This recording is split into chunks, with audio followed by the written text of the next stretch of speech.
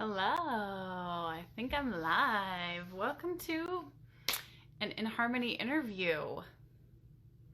We'll wait for our executive director, Alicia. There she is.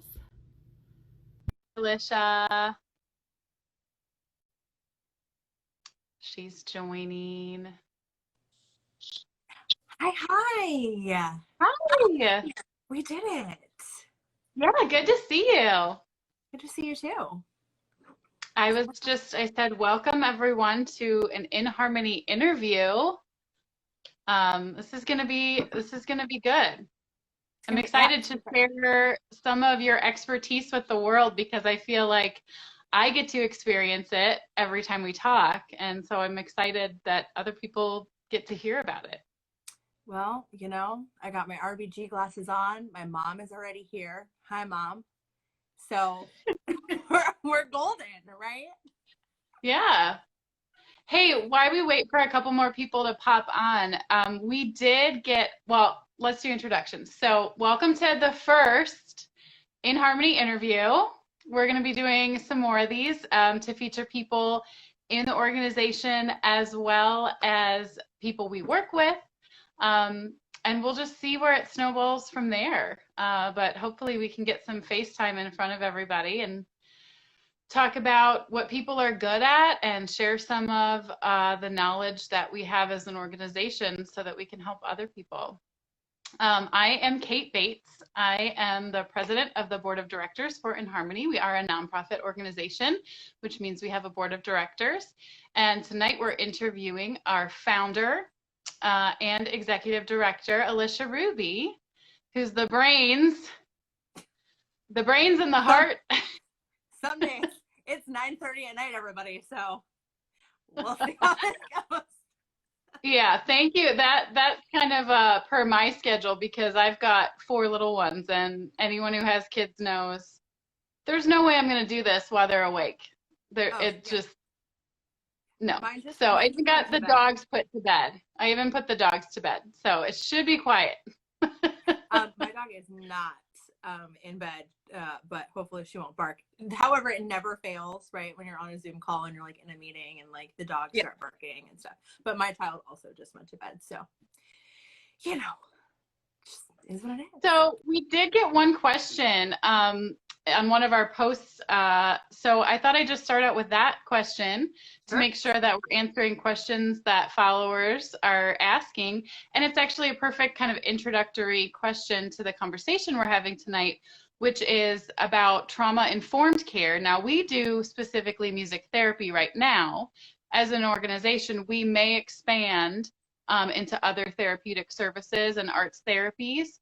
And I imagine that the goal will be that they're all under this trauma-informed umbrella. Yeah. But what specifically made you want to become a music therapist? There's like multiple layers to that question. So I am a professionally trained vocalist. I have a master's in music degree from CIM and I'm a classically trained vocalist. And so I finished my master's. I did my undergrad in psychology, and I was kind of like living this double life, but I knew inherently that there was something about music that was greater than the sum of its parts. There was something intrinsic, something that motivated people, something that inspired community, something that made people feel things that day-to-day life wasn't able to do. And so I was working as a classroom behavioral therapist in the Cleveland Clinic Center for Autism, and working with individuals living with autism. And I was also singing professionally, and it just was like I felt like pulled in 2 different directions. And so at some point my husband was like, what do you think about music therapy? At the time, like, I didn't really know what it was, to be honest with you. And yeah, I get questions all the time from people. What is that? Is that like, listening to music for old people? Yeah. Yeah, I didn't really know what it was. I mean, I knew that it was more than what I was doing. Like, I mean, I guess that, you know, it made sense in my brain. So I had a conversation with Laleen Kay, who's the director of the Music Therapy Consortium. And the more we were talking about the clinical aspect and the evidence-based aspect and this building of therapeutic rapport with people, but also using music in innovative and different ways, and you know, being able to connect with people on this musical level, I was like, well, okie dokie then. I mean, if I would have known about if I would have known about Personality meet career. Yeah. there it was. Yeah. Yeah. And so it was kind of a no-brainer. And so then I went back and did a post-bac in music therapy at Baldwin Wallace. Met me. Yeah, met you. Oh my gosh, such an important part of the story. And I met you. Yes, that seems like so long ago, Kate. I know. I mean, it feels like one of those situations where A it feels different like life. yesterday, but Yeah. also feels like a different life. It was a lifetime ago. Yeah. Yeah. So yeah, and then you know, I worked in the field, and then I started the organization in 2018. So Yeah. here we are. We're So still doing the thing. So that's like the music therapy, you know, inspiration story. What does it mean when we say trauma informed? Why aren't we trauma experts? Why do we say trauma informed? What is that lingo all about? So the way that I look at it is that trauma informed is a lens at which to look at a therapeutic practice, and quite frankly, like life in general. Right. And so it essentially becomes a context for how you engage with people. And what it does is it acknowledges that there is, and it acknowledges the impact of trauma on within and around people, and that it aims to ensure that environments and services are supportive. And so it's like this context, it's this foundation, it's this basis. And I kind of think about it, I've seen this a couple places, like the 3 R's. You realize that it exists, you recognize it for its potential impacts, and you can recognize it in the people or with the people you serve, and then you respond to it. So how are we responding? How are we creating supportive environments where people feel safe? And it's just how it's this lens, and it is there's not an end point, you know, like to say like I'm a trauma expert, like there's no finish line, there's no template, there's no like prescription, There's no box to check, like, oh, done that. Okay. It's a context. It's a way of practicing. Yeah. So you obviously felt that was important for the clients that we serve, we like children and adolescents in Greater Cleveland. What are some of the potential traumas that a client we serve might have lived through or survived through? Yeah, so it's important for the clients that we serve. It's also, in my opinion, important with how we engage with everyone. So with how we engage with the people that we work with, and the people that work with us, and the larger community, because we know, and research tells us, that there's at least 2/3 of the population that have experienced what we would call adverse childhood experiences or traumatic experiences. And there's no universal definition of trauma. You know, it's not something, again, there's not like this box. And it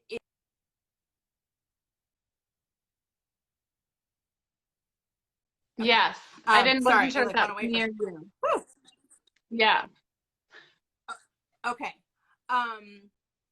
So whether an experience is perceived as trauma or there's felt effects of trauma, it depends on the individual.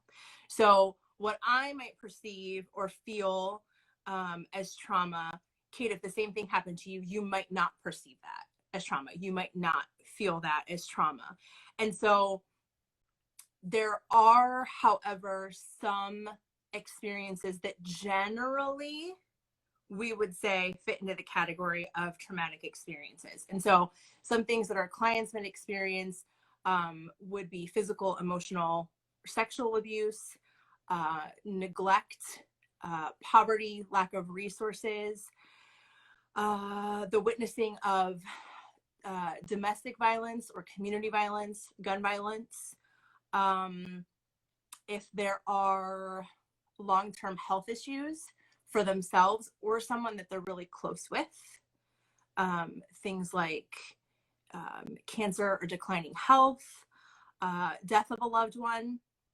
Those are all things that are generally considered traumatic experiences. But then there's what an individual may perceive as a traumatic experience, which could include what's happening in the world right now and this collective trauma. And so when I say like we're creating an environment for everyone that we work with, that is true, and that is why. And then there's also trauma that can occur from historical and generational trauma. And so this is trauma that is passed down from generations. And there's two ways that this shows up. And so one of the ways that I think about this was because I listened to this podcast, Terrible, Thanks for Asking, which seems appropriate for 2020. Yeah. Okay, good recommendation. Thanks for asking. But they did this series on trauma, and they were talking about generational trauma, and they kind of described it like, I'm cooking Thanksgiving dinner, and I cut my ham in half before I put it in the oven. And my kid asked me, Mom, why do you cut the ham in half before you put it in the oven? And I say, I don't know. Because my mom cut the ham before she put it in the oven. So I asked my mom, we've always cut the ham before we put it in the oven. And my mom says, yeah. And I say, why do we cut the ham before we put it in the oven? And she says, I don't know. I got to ask my mom. So she asks Grandma, and Grandma says, well, yeah, we've always cut the ham because in the 50s, the ham wouldn't fit unless we cut it in half. And so she always cut the ham before she put it in the oven. And then my mom learned that that's just what you do with the ham. And so then I learned that that's just what you do with the ham. And it's this behavior, right, that's passed down. Additionally, when there's significant traumatic experiences, we know research tells us that the neurobiological structures of the brain can be altered. And when it's pervasive and prevalent, that can happen, and that can be felt and change and be passed down through DNA. That aspect is less researched. That's where like the research is now, is this idea that when those neurobiological structures change, that those can actually be passed down. And so that's what we're looking at now.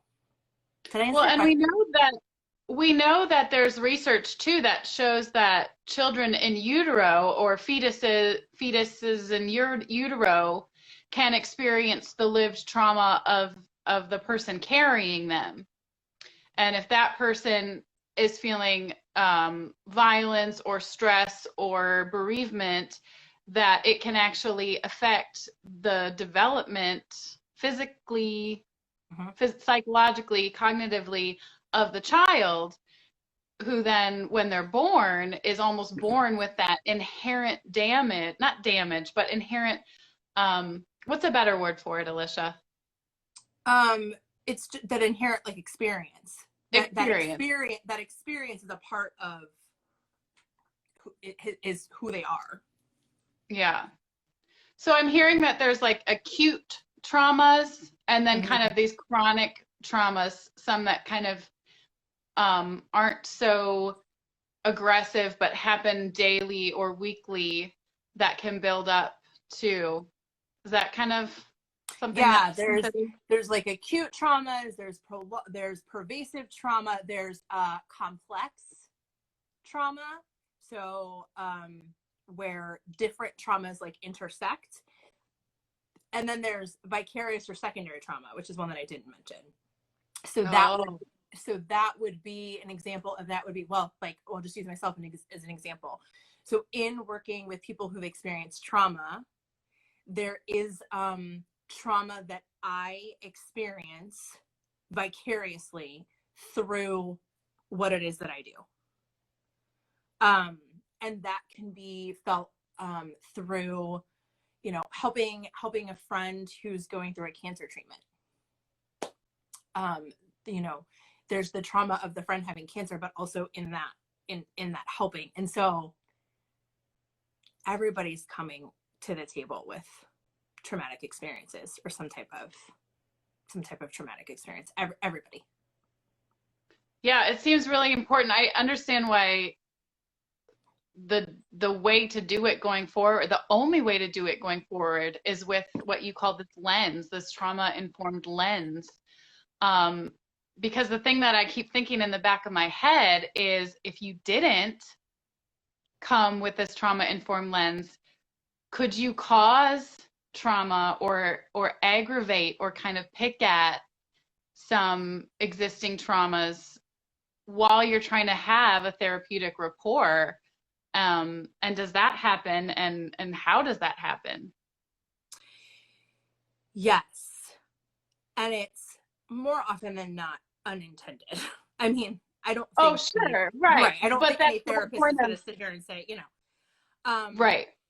but like I said at the beginning, being trauma informed is all about the lens. So the wider the lens, the more perspective that you have, the more you're engaged with learning. So, I mean, there's so much, and right now, especially, there's so much being done around this idea of trauma informed. So you kind of have to like constantly be rethinking, reevaluating, recontextualizing, re-widening the lens. And, I kind of think about how one of the ways in which we can, cause trauma or cause harm is through, you know, like microaggressions or gaslighting. And so if we're looking at what we were just talking about, this historical and generational trauma, and so if we look at racism as a source of historical and generational trauma, those things like microaggressions, like gaslighting, like silencing, like tone policing, those can cause harm and can, in some instances, re-traumatize individuals who are feeling the felt effects of that generational and historical trauma. And the ham analogy that you did was such a good analogy of the generational trauma. Um, Talking about the racism example you gave, having lived experiences when as you go up the generations, if in that ham analogy from the child to the mother to the grandmother to the great grandmother, the lived experiences of that great grandmother in the United States, because of the racism that was experienced in her lifetime, passing that down, it almost snowballs and compounds. And so as a therapist or as an expert or someone who's working with children, you said the word microaggression, unintentional microaggression, but that makes me think that if we're not extremely careful, little things that we don't mean can actually pick at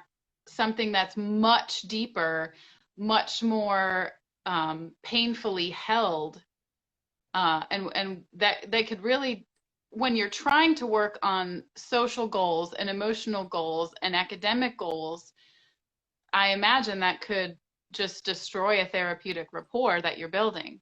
Yeah, and that therapeutic rapport, right, is based on trust. And so if I'm asking you to trust me, if we're building a relationship out of trust, I have to hold space for all that comes with that. And you have to feel safe in relationship with me.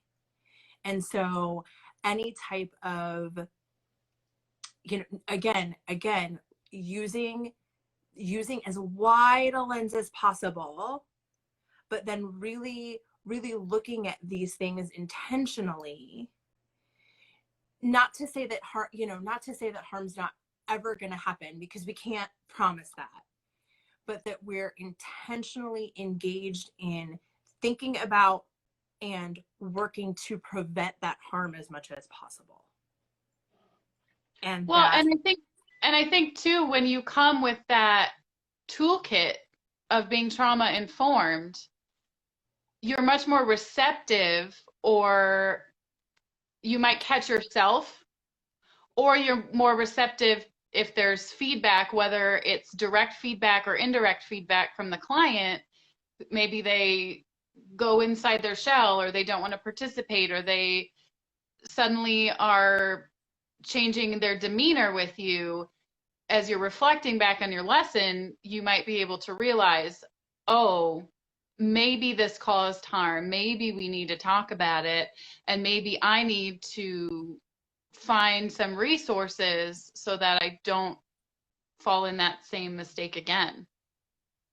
Yeah. And I think it really is this, foundational work of anti-racism, and really looking at the structures, the systems, looking at the institutions, and how this shows up, right? How this shows up in therapeutic practice, how this shows up in relationship, and, committing to doing that work. Right. And as an organization, we knew without a shadow of a doubt this summer that we had to act. We had to plan, and we had to act, and we had to be very deliberate and very transparent and very public about adopting kind of this lens, that like the trauma-informed lens, the anti-racism lens, and realizing that those do fit together. And we spent a lot of time this summer making an intersectional anti-racism plan that's now up on the website, with some of the outcomes that we hope to have as an organization, the way that we're going to measure the impact of the changes that we make. And then there was a task list for the board of directors. There was a task list for senior management. There was a task list for contractors and any other staff, that included very deliberate anti-racism education. Why was that important for the organization to do? Why did you feel that we really needed to solidify that, given the work that we do? I think, and everything that we've talked about so far, when that trauma-informed lens became wider, when that learning was continuing, it really became clear that failing to realize, recognize, and respond to trauma caused by racism was harmful. And so in order to really practice in a trauma-informed way, we had to do this. We had to dig into this work, and we had to do this work of anti-racism. And it would kind of be like just doing like a halfway job. Yeah, and it would be like just ignoring a part of it. Yeah, or like saying I deal with kids who experience trauma, but not kids who experience abuse. Right. And again, this goes back to that first answer. it's not I don't decide what's trauma. Right. That I don't decide what's trauma. It's what And there is no trauma god or goddess that says, yes, that is, no, that's not. Mm-hmm. Right. Mm-hmm. So, and that work had to occur though, personally, professionally, and then organizationally.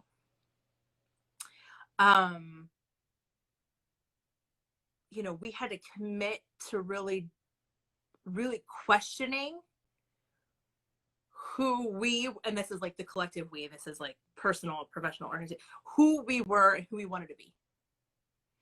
And looking at that really intentionally, and then dismantling the systems that might have been present just in day-to-day life. By default. By default is what I was trying to say. Yeah. Exactly. Yeah. And those default systems that perpetuate racism. And so this plan, right, that is not like, again, it's just like this, it's just like the idea of being trauma informed. There's not an end point, right? It's not meant to be like the be all end all. Oh, look, we're going to do this and then we'll be anti-racist and here we are. It's meant to evolve. It's meant to grow. It's meant to be changed and adapted and thought about and considered. But it is a way for us to hold ourselves accountable and for others to hold us accountable.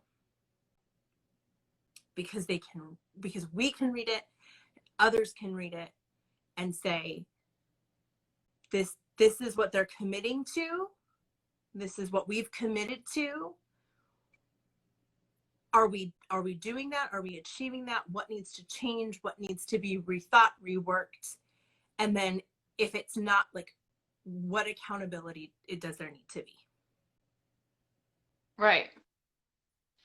And one of the things that came up as we were writing the intersectional anti-racism plan was that we are not an extremely diverse in looks organization. Most of the organization carries white privilege. And so it was very important that we not develop these outcomes and impacts and task lists from what we thought, because we don't have that lived experience of what it means to have trauma and microaggressions and generational racism affecting you. So we don't know what to draw from. So there's a million resources, but like, to really hone on what it means to be anti-racist as a nonprofit, what are the resources that you found the most helpful? Well, I think we got to go back to this idea, right, that the work had to start personally and personally, internally, because as we were thinking about this, I didn't think it was really feasible for us to like have this like organizational kind of 10,000 foot view without that like personal intention behind it. And so I personally spent some time centering Black voices and listening to those people. And then I began to engage with the book Me and White Supremacy by Layla Saad. And when I say engage, like, it's a book that you do, not that you read, for those of you who might not know it. Yeah. It's a book that you do. And so within those pages, I would say, is where I embarked upon this intentional engagement with my relationship with white supremacy and like how that shows up in white privilege, in white fragility, in tone policing, in microaggressions, in gaslighting. Like, Layla goes through all of those and will list, like, how does this show up? and gives you concrete examples of how it shows up, and then she asks you to explore your relationship with those things. Did you realize as you were working through that it had shown up professionally for you? Yeah, there's a lot of sitting with some uncomfortable questions. There's, working with children, there's a whole chapter on anti-Blackness in children. Yeah. And sitting with that and being honest with myself about that, right? But that's like the first step in changing it, right? Naming it and acknowledging it, and then doing the work to change it. Right. And so I came away from that book with an honest understanding of how my life experiences and perspective is influenced and continues to be influenced by white supremacy. And I say white supremacy instead of racism because white supremacy, in my opinion, gets more at the structures and the embedded.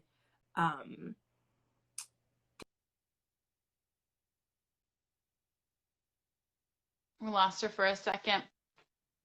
She'll come back. There you go. You're back. It's because my battery's dying, and it's like telling me that my battery's dying, and it's like I don't want to know. Everything's fine. We're good. Do you need to plug in? Are you okay? I think we should be okay. I'll keep an eye on it. Okay. We're at 10. Okay. All right. Everything's fine. So yeah. So I was like, I say white supremacy because that really gets at like this larger view, like this view of what is the underpinnings of all of these things, including racism. But well, sure, because I mean, we go through life, like you said, as you're working through this, realizing how you as a professional had enacted on some deep-rooted racist habits, maybe. It doesn't mean that you were a racist person, but you grew up in a country that's built from literally the bottom up on white supremacist ideas. And it's a weird kind of word to say because we like to think, oh, white supremacy, that's Ku Klux Klan, like that's not me, that's over. That was over in the 50s, that was over in the 60s, right? But the problem is this generational buildup that we've now landed at.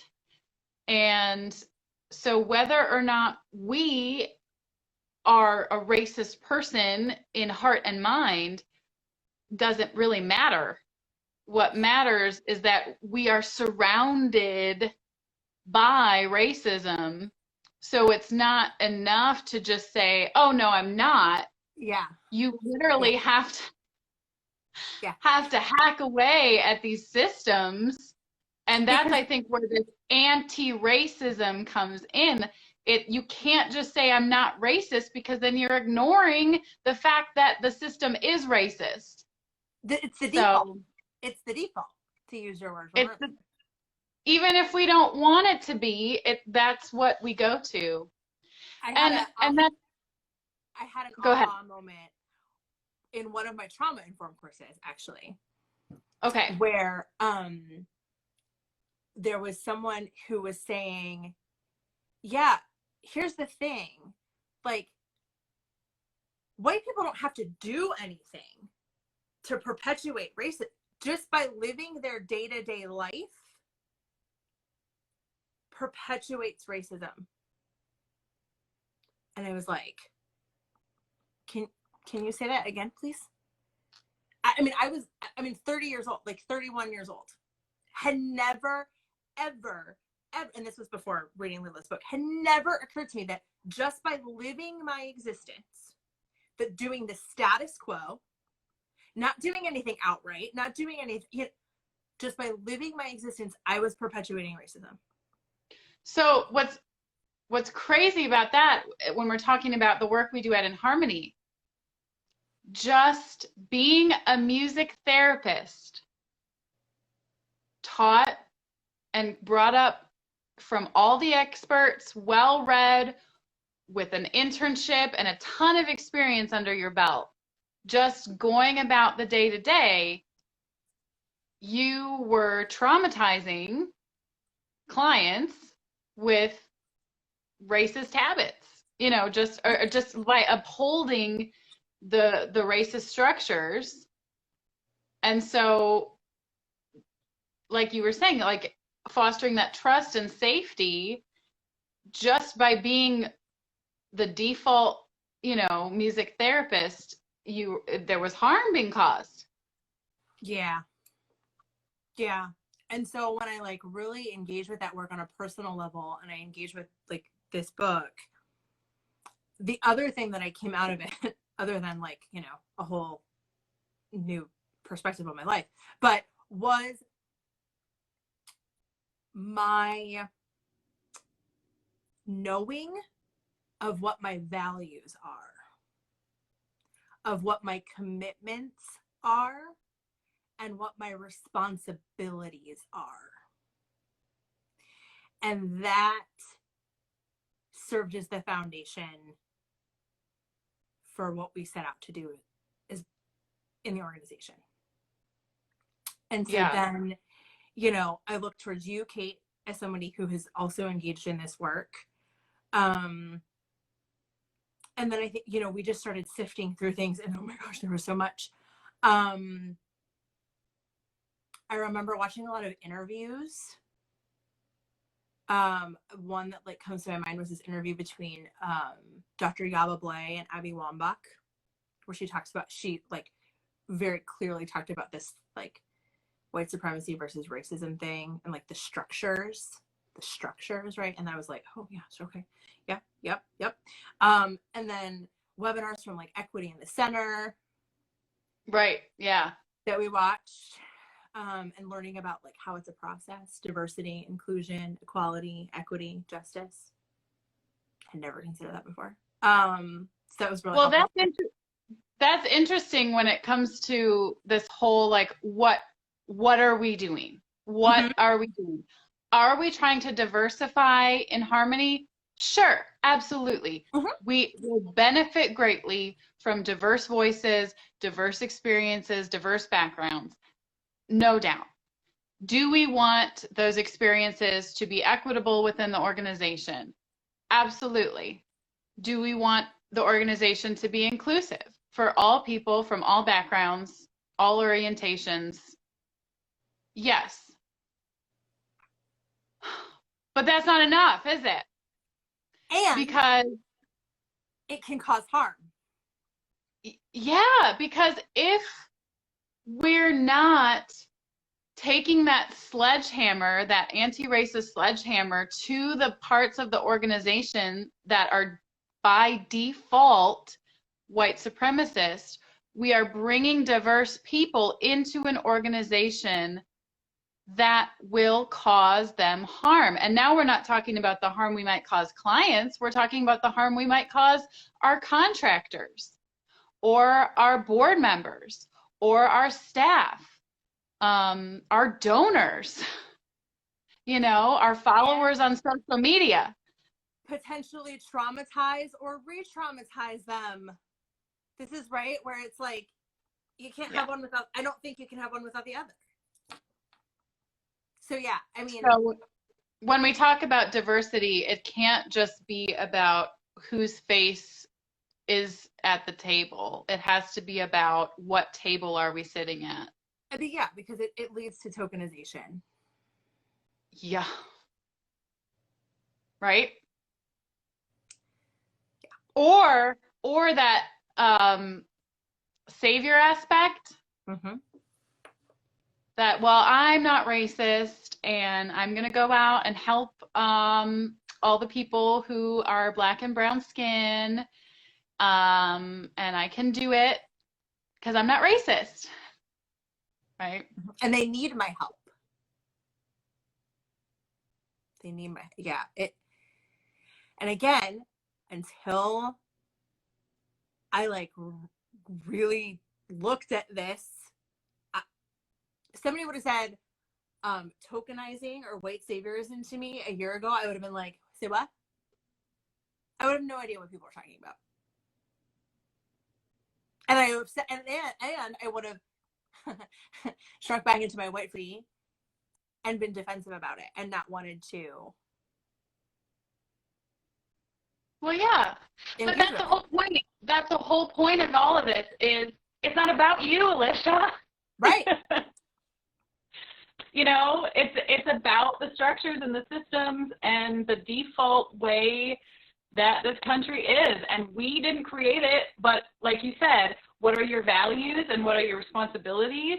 We didn't create the therapy world to uphold traumas through racism. We didn't create that. But it's our responsibility to be trauma-informed, to be anti-racist, to put them together so that we're not furthering the harm. Well, so we're reducing the harm. Yeah, reducing the potential for future harm. Yeah. Did you have any other resources? You were listing some good ones. Did you have any others you wanted to share? I mean, I love Rachel Cargill. I was going to say, we talk about her on our private phone calls all the time. Yeah. Also, she's from Akron, so I just feel like there's a Ohio. Yes. Yeah. So, and she has a really great post up actually on her feed now. It's just at Rachel Cargill, Cargle, I believe. And I think the post is literally DEI is not anti-racism or something along that line. Yeah. And then she always like in her comments like really like gets into the nitty gritty. Yeah, she's great. Yeah. So, I mean, it makes so much sense as we've unpacked what it means to be trauma informed, as we've done our best to start to unpack what intersectional anti-racism means, and how you kind of have to have both of those lenses. Do you have anybody you look to for mentorship? Anybody that once you realize like the enormity of this lifelong daily practice, you know, where do you look?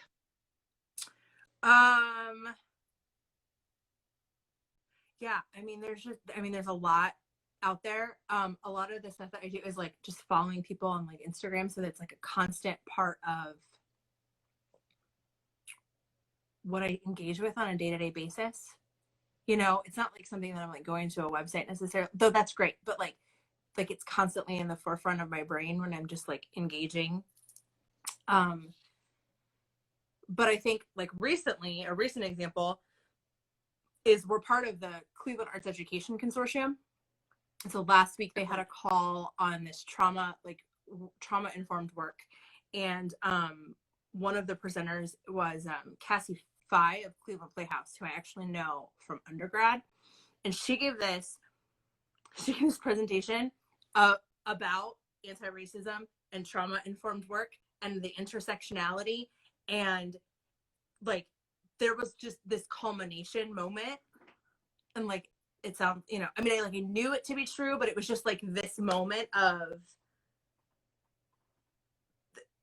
like, that they are interconnected. You can't say that you're practicing trauma-informed care and not also be engaging in the work of anti-racism. Period.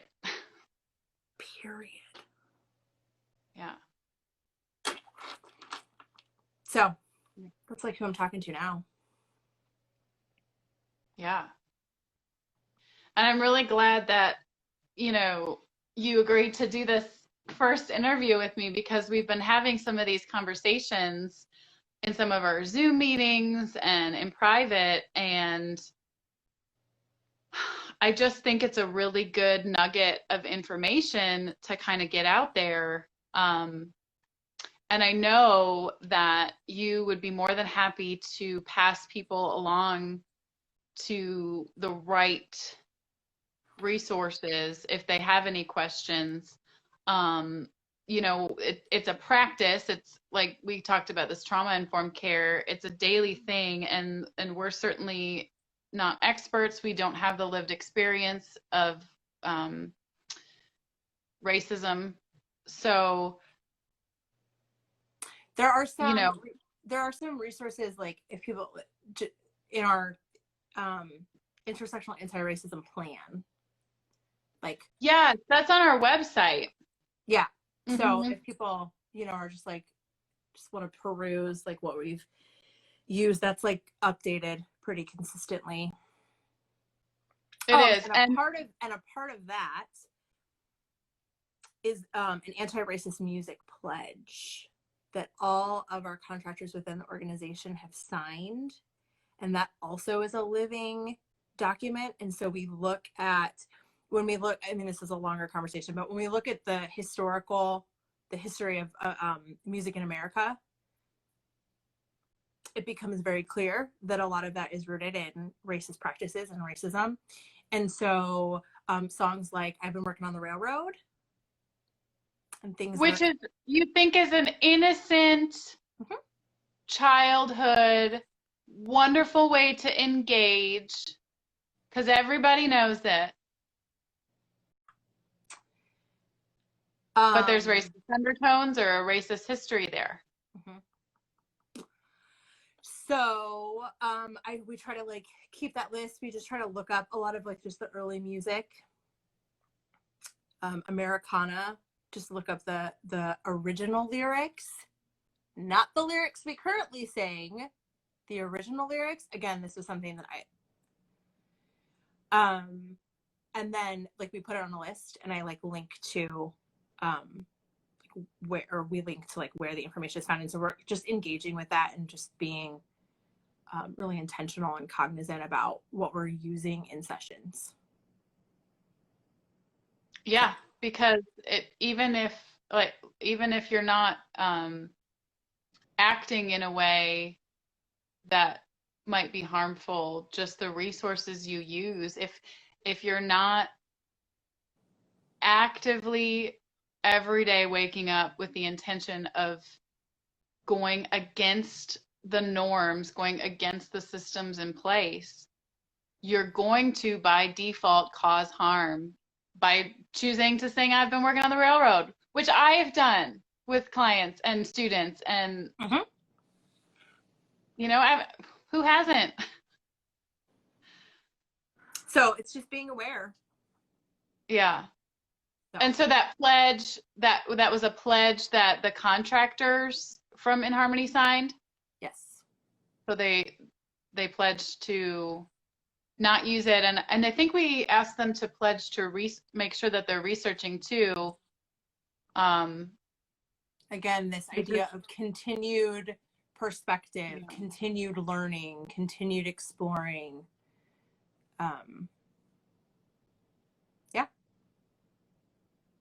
Yeah.